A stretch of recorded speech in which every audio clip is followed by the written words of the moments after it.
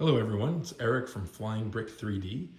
I'm going to go over the new features of the V2 pit shelf. So the first thing is probably going to be really apparent is that you're going to see the cross braces, or the shelves rather, have notches. What that allows you to do is when this is lined up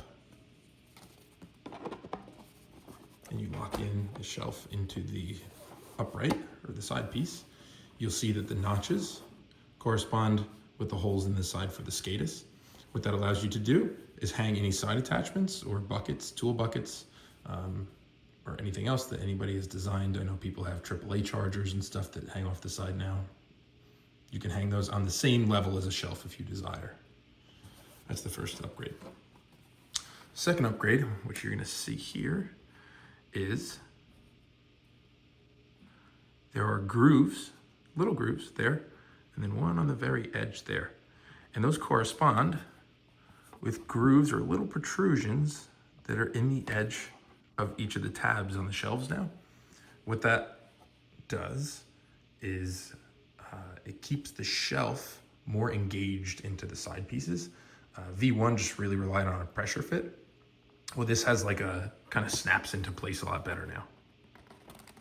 Hard to do. I have a tripod in front of me, so you know, it kind of locks into place and it doesn't easily slide out. Okay, that's the second upgrade. The third upgrade are these new stabilizing pieces in the back. They have a couple of roles in V2. Number one is to make the shelf sturdy, so it's not wobbly. Number two, they act as shelf stoppers, right? So if you have a car, it can't roll off the back of the shelf.